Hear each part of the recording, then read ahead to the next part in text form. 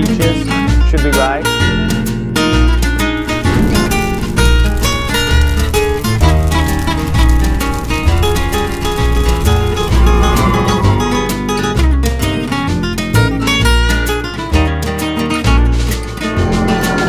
Hey everyone.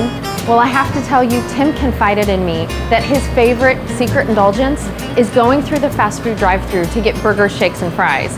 Now to me, friends don't let friends eat junk, at least not most of the time, right? And I have a feeling that's a lot of us. Going through fast food is all too easy. But today, I'm gonna show him and you how to make some delicious and healthy fast food swap outs. So we're starting here at our local Joe's Meat Market, and he's gonna show us some of the most healthy varieties that we can find. So let's go. Hi, Joe. Hi, Annessa. This is Joe, everyone. He's fabulous, and this is his meat market. Thanks for coming in today. Yeah, well, we are gonna grill out. We're gonna cook up some hamburgers for our fast food swap outs. That's what we're doing. Great. So we want something that's tasty, but low saturated fat level. So can you show us some of those? Sure. What you're probably looking at is a ground sirloin. Okay. And I can show you the differences between ground chuck, ground round, and ground sirloin. And I'll bring out some of our local meats to show you. Okay, perfect. Okay, Annessa and Tim, here we go. Got 3 different alternatives for you today. I'm going to show you the difference between them.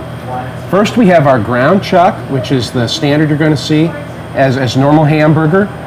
It's about 82% lean and about 18% fat, which means you're going to get really great flavor out of it. Okay. But that's not the target for Tim today. We're going to have some other flavorful alternatives for him. And we're going to raise that lean portion here as we move up to ground round. Okay. Now, ground round is going to be about 85 to 86% lean, the rest being fat, so that's a little healthier alternative. And then here's the one we spoke of earlier, which is the ground sirloin. Yes. Now, the ground sirloin, you're looking at probably 87 to 89% lean. Okay. In the grocery stores, you may see some meats at 93 and 94% lean, but I suggest you avoid those. Okay. And the reason you want to avoid them is, in order to get ground meat that lean, they add things to the meat that are not fat or meat, things like tendons and ligaments.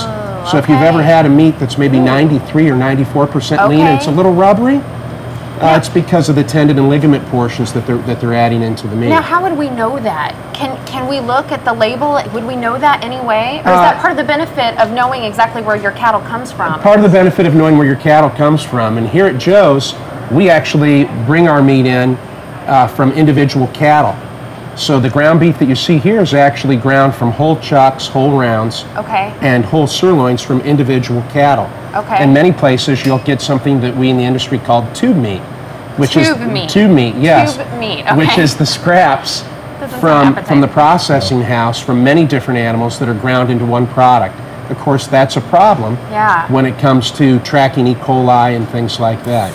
So it's a really a little healthier alternative to stick with local meats and from animals that you know the entire animal was used in the piece of grind that you have. Okay, fabulous. And something that Tim and I were telling people on our grocery tour was to look for the least amount of marbling. The brightest red is going to show you the healthiest option. Is going to show you the least amount of fat in the meat and give you a lower saturated fat.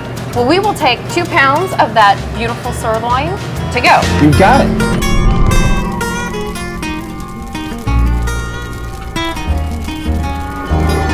Okay, so we just left Joe's Meat Market, and now we want to make a quick point about some strategies how to eat out, because we're all going to have to eat fast food sometime or another. And I want to show Tim specifically the difference between a typical American meal, and then we're going to talk about a nutrient-packed meal of what you could get if you're going to eat fast food. Okay, this bacon cheeseburger, 830 calories and 51 grams of fat.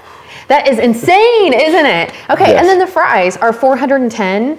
And the Coke is probably 200 or more. So put all that together and it's 1,440 calories about. Isn't that crazy? Yeah. Okay, and what food groups do we find in here, Tim? Well, I see fried and I see bacon. Check. And some grease. So I think we're loaded there. Fried greasy bacon. Yeah, we've got protein. In all honesty, That's about it. Yeah, protein. Okay, let's go over here to our nutrient-packed meal. What's interesting is you can have so much, when you're eating whole foods, you can have so much food for such little calorie. This salad here is 310 calories and 13 grams of fat. And this comes from Wendy's. It's their Mandarin chicken salad. It's delicious. A chili is about 190 calories. So here's a good comparison. For one fry, you could have 2 chilies. Like, which one's more filling? Which one's gonna leave you feeling better? And you can get an unsweetened iced tea and sweeten it yourself. So for all of that, including the chili, which I don't know anybody that would eat all this, 670. Yeah, less than half. Yeah, that's amazing. Less than half of this for all of that. And what food groups do we notice in here? We've got, it looks like we've got a little of everything. I mean, we got them all. Fruit, yeah, protein, good bit of vegetables, beans, lots of wonderful things going on in there. So if you're gonna eat out, better to eat this way. If we needed to, we need to get rid of the bun and just eat the lonely hamburger, maybe chop him up and put him on your salad, ditch the fries, ditch the Coke, get rid of all that. And you know, it's a good point. I don't know if you knew this, but a lot of our fast food friends, they have websites that you can go and calculate exactly what you're gonna get in your meal. So you think your buddies would go for this? Yeah, I think they would. Okay. You know, we threw the chili in there. Maybe not with the burger thrown on top. Maybe. Hey, you gotta do what you gotta do, right? Exactly. All right, well, why don't we get on to doing some great fast food homemade swap outs now, and we'll leave this behind. All right, sounds great. Okay.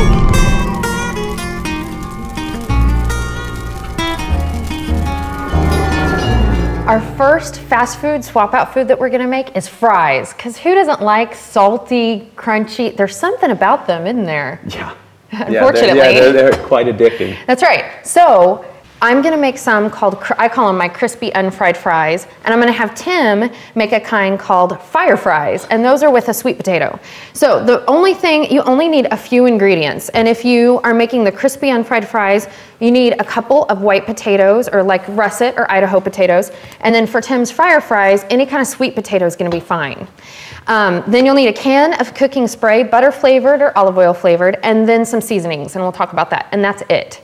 So let's talk about how to cut our potato into fry shapes. So first we want to cut it into workable parts. So take your potato and just cut it lengthwise, just like this. All right, so that way it kind of has legs to stand on. And show them how bright orange this is. That means it's rich in what vitamin? Beta-carotene. Beta-carotene, Yeah, vitamin A, good for your immune system. That's right. Okay, so now... Eyesight too, isn't it? Yes, eyesight, immune system, yeah, cells, everything for vitamin A. Okay, so now we take it and cut it into sheets. So we're just gonna go down and make a nice cut so it's almost like you've got a potato sheet. An easy way to think about cutting produce, I always think about it, let me move here so you can see, is sheet, sticks, cubes. And I'll show you what I mean by that. So here we have a potato sheet, and now we do the sticks. Okay, and that's where we're gonna stop because we want fry shapes, and they're gonna cook down so they're thinner. But if you wanted to go a step further and do cubes, this is what you do. You just line it up and say you're doing cube potatoes for something else. That is how it's done. Now, if you've noticed, most people, when they're in the kitchen making potatoes like this, they would do what with this outside peel? They'd take it off. But we already know that the peel is where the healthiest part is. That's the most nutrients because that's where the potato's defense system had to be. That's where, that's the part that was closest to the dirt, which is funny, but that's where all the minerals and vitamins were. I'm excited about these. Yeah, it's going well. I'm excited about the sweet Okay, so what we've got here is baking sheet lined with, let me move that for you, lined with aluminum foil, or you could use, like Tim's got, a silicone baking mat. And for mine, I'm gonna need to spray it with cooking spray first. There you go. Awesome. Okay, so, and then what you're gonna do is take all your lovely fries, and when we do our fries, we want the key here, this is the secret. You wanna make sure that they're all in one single layer, that they're like they can't be touching. If you don't want them stacking on top of each other. Yeah, or hardly even touching. So you might just leave some off since man, those potatoes gave us so much, didn't they? Yeah, that's why. Yeah, mine were much harder to cut because there was so much more there. Yeah, right. No, I'm just kidding. Okay, and then what we're gonna do is spray them with cooking spray, just a little bit here and there. And then on mine, I'm gonna put salt. And let me give you the cooking spray so you can spray your fire I almost said fireflies. Fire fries. Okay, so we want to get those good and seasoned. And then for mine, I'm going to use a little bit of garlic powder. And this is just, ooh, that's a little bit too much. You only need a pinch of this stuff, you guys, because it is. Go a long way there. Yeah, there's a couple guys at the firehouse that love their garlic. And a little bit too much? They can put some serious garlic on some food, so. I know this sounds weird, but it's going to be delicious. When we put, for our fire fries, we're going to put chili powder, and then we're going to sprinkle a little bit of pumpkin pie spice, and then a little bit of cayenne pepper. And then we're going to take these, you're going to take them and just toss them around. And I put some pepper on mine too, because I like just a little bit of ground black pepper. So when we bake these, we're going to bake them at 375 to 400, probably 375 for mine, 400 for yours.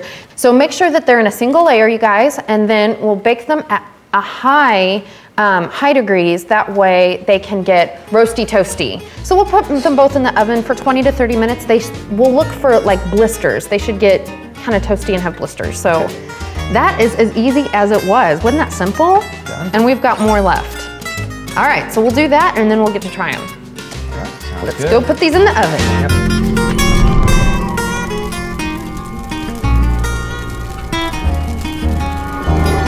So now we're gonna make our stretch your budget, not your belly burgers, or you can just call them great grilled burgers if you want.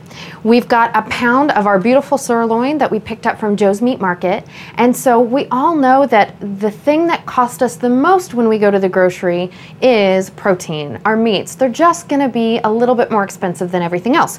So we need to find ways to stretch this out and feed more people. That way we save some money. Now, before we do that, let's talk for a minute about sanitation. When you bring meat home from the store, what you don't want to do is put it on the top shelf of your refrigerator, because contamination is always an issue. And you want to watch out for that, because if your food gets contaminated and you get sick, not only are you sick, but you're also spending more money because you're sick. So stay healthy. What you want to do with your meat is put it at the very bottom of your refrigerator. In fact, you guys, here's a tip. I don't even use my crisper for veggies at the bottom. I keep fresh meats in there. That way all my veggies are on top, because that's where you want fresh veggies to be. So kind of do a little switcheroo and keep everything sanitized in your refrigerator. Okay, so of course we want to start out with clean hands. And what we want to do to our sirloin to stretch it out is add oats. I know it sounds weird, and I know most of you are going, huh? But just trust me. We're gonna add about a half cup of, you wanna look for these quick 1 minute oats. You can get any brand you want, but don't get the whole rolled oats, don't get the instant. This one is a step in between. We're gonna add a half cup to that. And now we know oats are one of our budget power foods, remember? And they are high fiber. They're gonna help lower our cholesterol and fill us up. And they're also gonna help stretch our meat out here.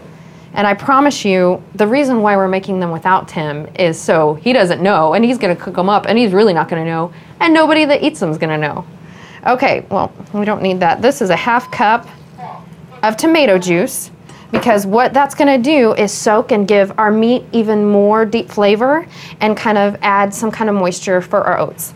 Now, the other way we're gonna season it is 2 teaspoons of Worcestershire sauce. Worcestershire sauce is it makes a good marinade. This is something that I always keep in the fridge, and it's gonna be delicious and give a lot of deep, hearty, meaty flavor to our burgers. And the great thing that I love about Worcestershire sauce is it's already been aged in wooden caskets for over a year. So it's gonna stay in your fridge forever. So it's not gonna go bad. You don't need to worry about wasting money with that.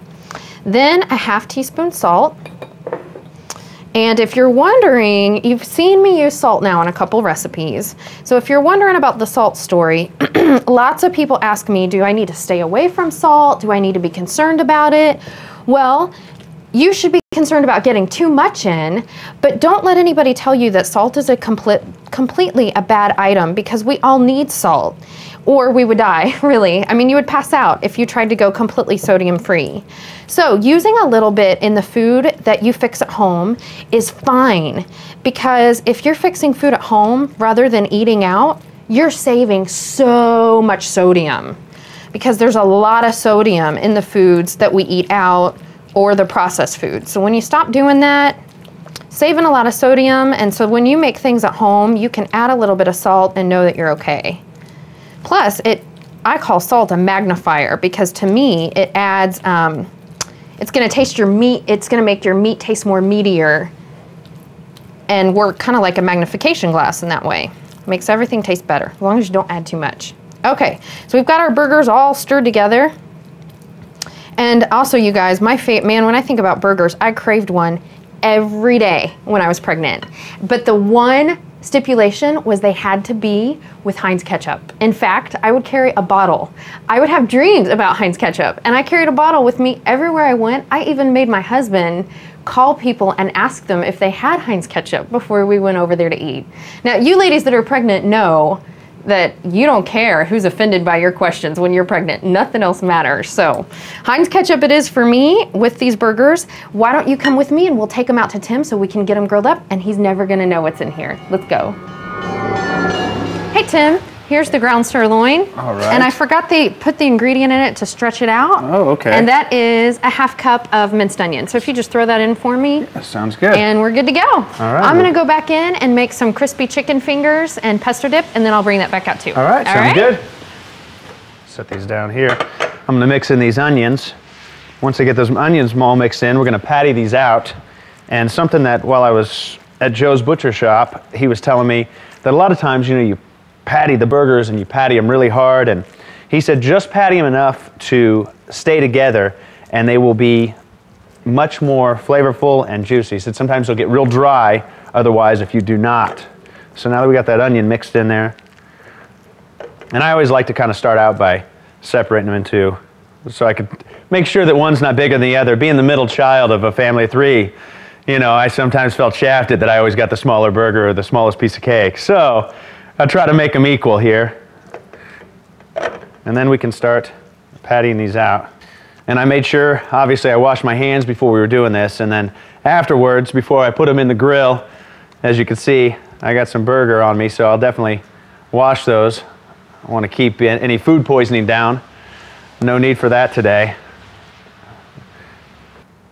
Sometimes at the firehouse or even at home, if we're making meatballs or if I'm making burgers, as you can see, hands get kind of crowded up with the meat. I will have a little bowl of water that we can dip our hands in, keep the meat from all sticking to my hands instead of the burgers. So just a little something we do at the firehouse.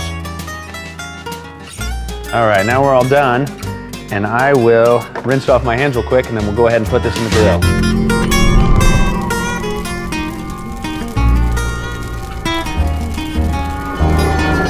Our next fast food swap out is gonna be chicken fingers. So we've got 2 boneless, skinless chicken breasts right here. Once again, we're gonna talk about ways to stretch out our meat dollar. So you're gonna take some kind of press and seal or wrap, and what we did was we lined the counter with it, just in the area where you're using your chicken, and then you're gonna take it and put it over your chicken. Now, once again, keeping food safety in mind, what I wouldn't want to do is after we're done here, make my salad in the same spot. And then we are going to basically just put some pressure on our chicken, that way it flattens out. It's funny, people don't even notice the portion if it's smaller, if it still looks big. So just take some kind of a heavy pan. If you have a mallet, you can use that, but you can certainly use an iron pan or anything you have at home. So you're gonna take out some aggression.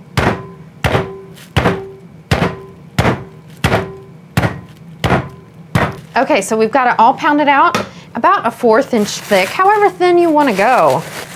All right, look at that. Look at how much more it looks like we have.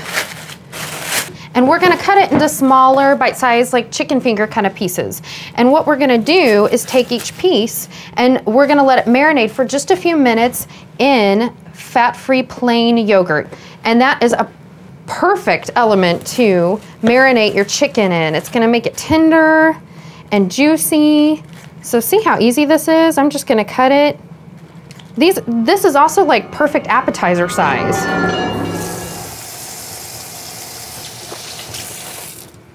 And when we think about chicken, you guys, we're concerned with a foodborne illness called salmonella.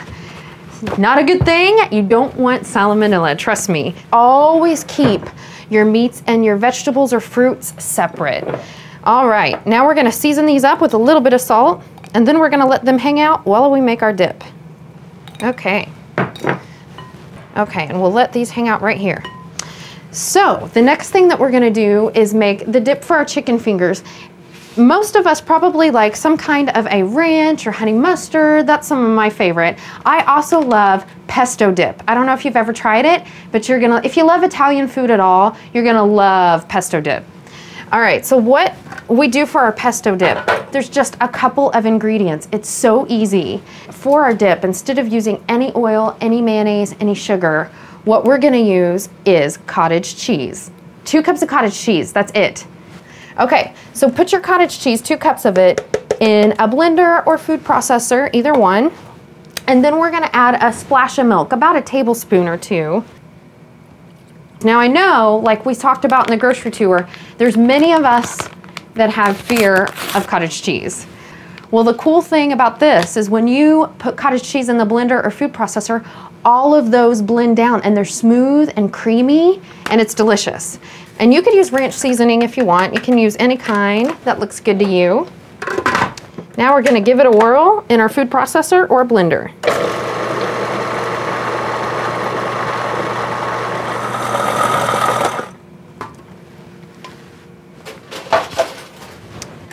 Oh, this is beautiful and it smells so good. Look at this.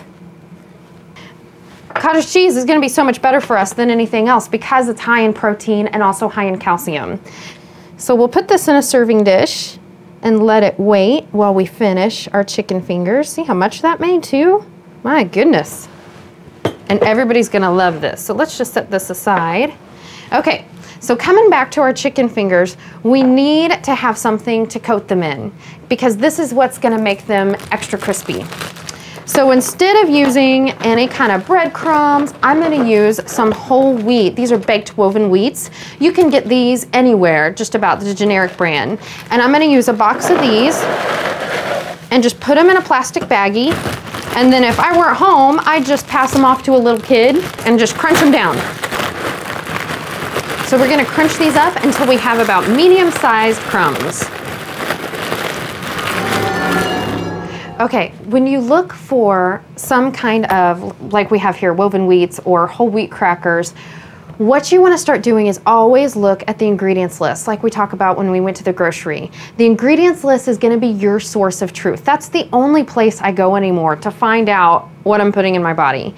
All right, the ingredients list of another kind of buttery, flaky cracker that a lot of people would use for this.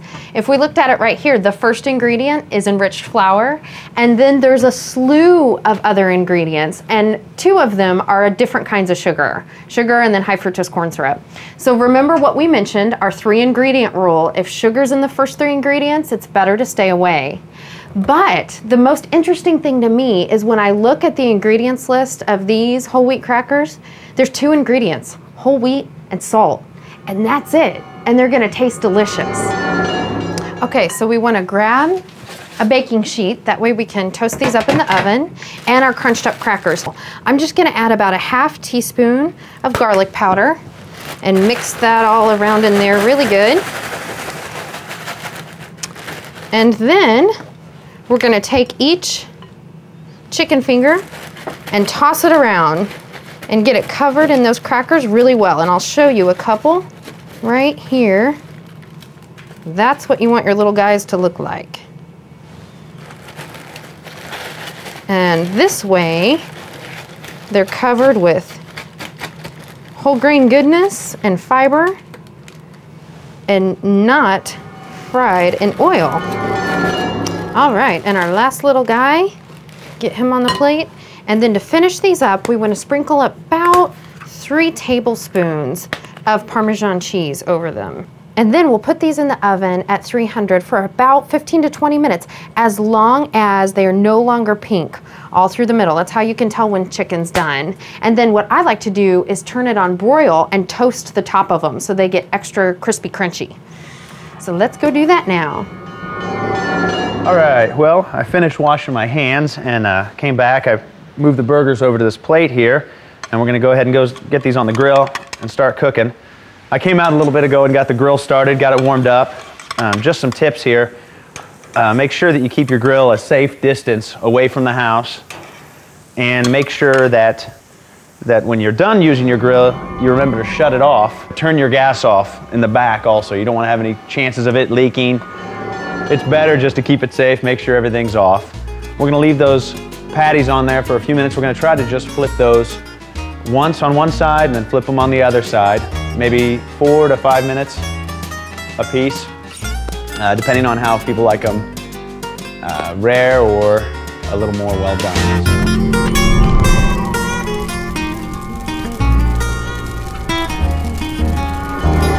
Our next fast food swap out item is a strawberry shake. Now it's almost more like a smoothie. I call it the strawberry dream smoothie.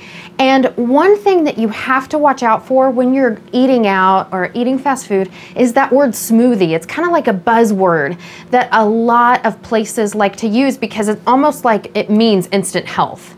Smoothies do not mean instant health, okay? Just remember that. A lot of them are packed with sugar and are 500 to 700 calories or more. So instead, we're gonna make ours today. It's gonna be about 100 calories a serving. And it's so easy, it only has 4 ingredients, okay? So the first thing you're gonna use is a cup of milk, so 8 ounces. And when you use milk, try and use skimmer 1% because that's gonna be the least amount of saturated fat. So I used a cup of 1% milk. And then I'm gonna use about 6 ounces of strawberry yogurt. And so our milk has protein, lots of calcium in it, and our yogurt is gonna have protein and lots of calcium in it. And when we talk about yogurt, we're also getting lots of good probiotics. And then I'm gonna use about a cup of frozen strawberries. When you buy frozen strawberries, now this was another one of our budget power foods, frozen fruit and vegetables, because they stay around forever and they're next to fresh, it's best, okay? So you're gonna use a cup of these and make sure and get the strawberries that are the whole frozen ones, so there's no sugar added. All right. The great thing about frozen berries too is that it's almost like it's gonna act like ice cubes in there. Okay, and our fourth and final ingredient is about a tablespoon of sugar-free, fat-free instant pudding mix. Now we're not making pudding, we're just adding a little bit of it. That way it makes it thick and creamy and delicious. So about a tablespoon of that, and then you can use, you guys, this recipe base and make almost any kind of healthy smoothie that you want. You could add half a banana and put it in here. I personally love blueberry shakes, so I make blueberry ones all the time. You can make a strawberry raspberry one or grate some lemon in there to add some lemon taste. But this is a good base, so let's get this going.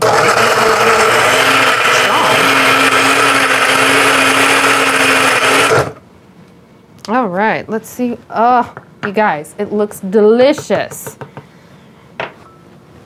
So let's pour it into some serving glasses. And it's nice and chunky.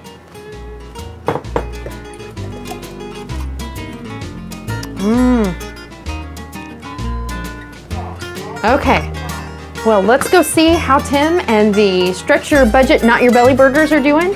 And we'll take him out a delicious, dreamy strawberry smoothie.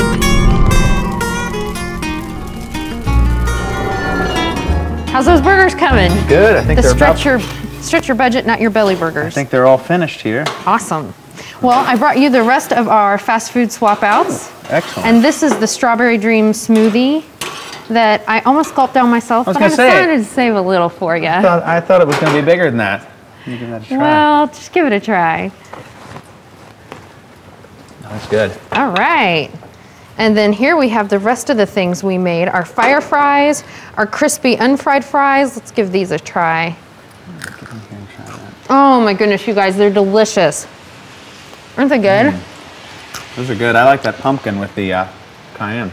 And then we have the crunchy chicken fingers with pesto dip. Oh man, they're really good. All right, so for our hamburgers, let's talk for a second about buns. When you go looking for buns or bread, look for the ones that are whole wheat. or the highest fiber. Now you can also get, Tim and I think these are pretty cool. These are sandwich thins. You use these, right? Yeah, Tim? I love them at home. We use them. I use them for everything from lunch meat to, you know, chicken salad to a burger. So I really like them. All right, so all of this wonderful stuff, they can find the recipes at our website. Yes. So make sure you go and check it out. You ready for a burger? Please. You got it. Yeah, thank you. A little lettuce on there. Yep. And tomatoes. All right.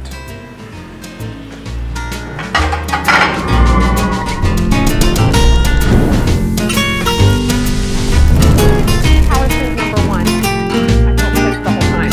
So ginger is and our berries and our peaches should be right.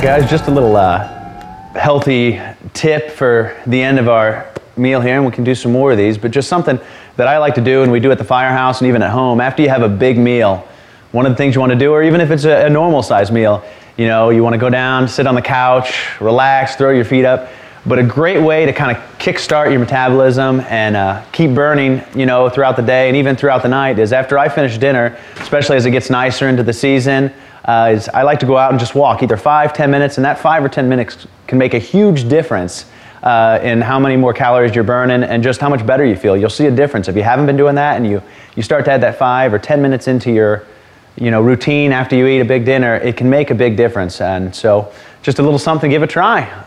And I'll see you guys the next time.